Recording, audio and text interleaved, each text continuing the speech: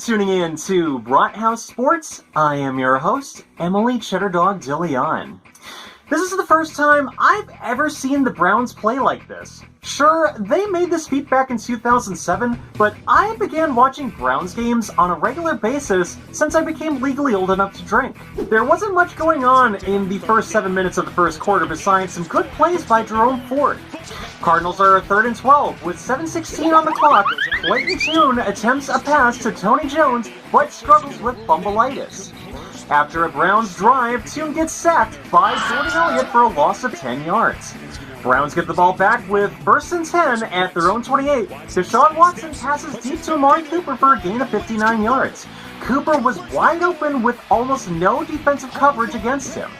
First quarter ends scoreless. 3rd and 13 at the beginning of the quarter, Watson passes to David Njoku for 4 yards. This sets up a Dustin Hopkins field goal of 30 yards. The kick is good.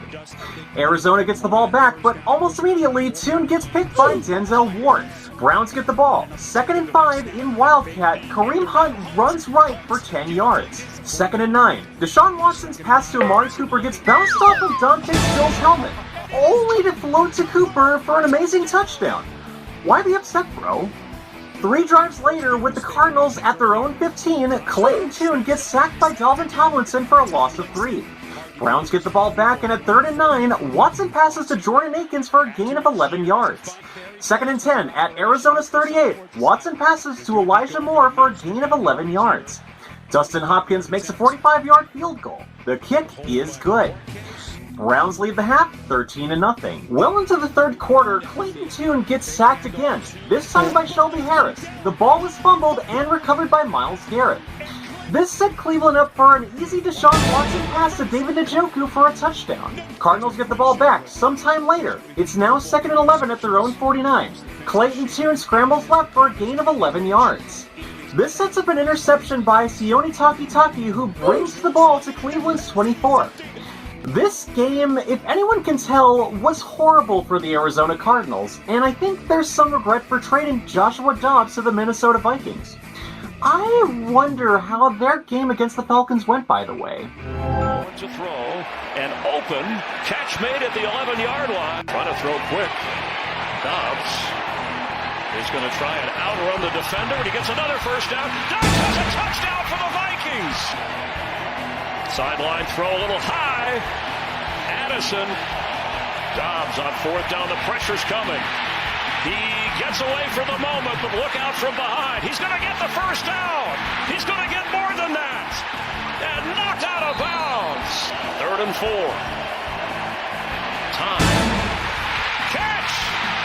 Brandon Powell. Touchdown Vikings. And they have the lead. Wow. And Joshua Dobbs had only been a Minnesota Viking for 5 days. Now let's get back to our program here. Browns get the ball back with 1st and 10. Deshaun Watson makes a pass to Amari Cooper for a gain of 17 yards. 3rd and 11. Watson scrambles right for a gain of 13 yards for a Browns first down. Browns lead the 3rd 20-0. The Browns drive from the 3rd quarter resumes. 2nd and 5 on Arizona's 42, Jerome Ford runs right for a gain of 7 yards. Unfortunately, Dustin Hopkins' attempt at a 48-yard field goal is no good. Cardinals get the ball back at 2nd and 6. Clayton Tune gets sacked by Myles Garrett for a loss of a yard. Tune gets sacked the next play, this time by Dalvin Tomlinson for a loss of 5. Browns get the ball back, now 3rd and 6. Watson passes to Amari Cooper for a huge gain of 49 yards. Kareem Hunt runs to his right for a touchdown for 3 yards. The Cardinals' last 3 drives of the game are just sad for them, and especially for Clayton Tune, because this was his first NFL game he started, and it makes me feel sorry for him. Why? 3rd and 9 with 7:19 left. Tune dealt with a split sack from Dalvin Tomlinson and Grant Delpit, losing 3 yards. And 3rd and 4 with 4:39 left. Tune gets sacked by Zadarius Smith for a loss of 11. He got sacked 7 times. Browns win 27-0. It might be a bit early to talk about playoffs. Playoffs? Don't talk about playoffs. You kidding me? Playoffs? But the Cleveland Browns currently are in the playoff picture in the AFC. Unfortunately, the Ravens, Bengals, and the Pittsburgh Steelers are in the picture as well. And that the teams the Browns wanted to lose went the other way. Despite this, the Buffalo Bills losing to the Bengals did drop the Bills Mafia from 5th seed down to 9th place and move the Browns up to 6th. As of now, the Browns lose the tiebreaker to the Steelers, but held the tie with the Cincinnati. Right now, all 4 teams in the AFC North hold a spot, and it's very unlikely that they all will make the playoffs since there's only 7 playoff spots. If anything, the Browns have their chance to solidify their playoff spot if they can beat both the Ravens and Satan back-to-back. Now with the healthy Deshaun Watson, I can see a better chance at beating Baltimore this Sunday. When the Browns traded a 7th-round pick to the LA Chargers for Dustin Hopkins, us Browns fans figured he'd be an upgrade from Cade York, but most of us didn't expect him to do as great as he has been doing so far. Through 7 games, Hopkins was 18 of 20 and had set an NFL record by making a kick from 50 yards or longer in 5 consecutive games. Despite ending this streak in the loss of the Seahawks, the Pro Football Hall of Fame celebrated this by displaying Hopkins' jersey from the game against the Colts, where he made 3 kicks behind the 50 with his long going for 58. In addition to this, Myles Garrett's jersey and cleats from that same game are also on display at the Hall for surpassing Reggie White for the most NFL sacks by a player prior to their 28th birthday.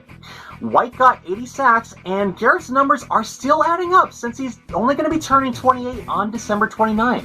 Offensive tackle Jedrick Wills went down with a knee injury on Sunday. That freaked out Browns players and verified that the injury gremlin is still plaguing Cleveland. On Monday, head coach Kevin Stefanski confirmed that Wills will go on injured reserve with an MCL sprain in his right knee. With this in mind, Wills will miss at least 4 games, but could come back by week 13. James Hudson III could be starting at the left tackle position beginning in week 10, but this has, as of writing this, not been confirmed yet. It's also been confirmed by Stefanski that wide receiver Marquise Goodwin is in the league's concussion protocol. The status of Dawand Dummy Thick Big Thanos Jones appears to be uncertain for week 10 against the Baltimore Ravens, as he didn't appear in practice on Wednesday. Not only is Jones dealing with an ailment in his shoulder that he got earlier this season, but now a knee injury seems apparent after leaving the field against the Cardinals. This isn't good news if Jones can't play, since the offensive line has become the most embattled spot on the team, especially with the Browns playing against the Ravens this Sunday.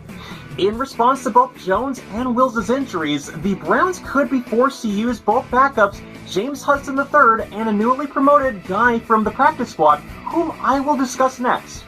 But I also note that last week the Browns did sign tackle Leroy Watson from the 49ers practice squad.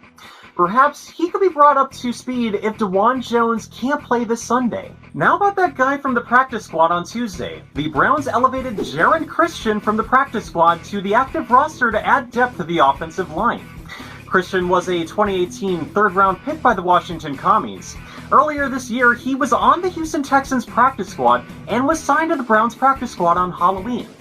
He also spent 3 years with the Commies and then did a brief stint with the Texans, Chiefs, and Miami Dolphins.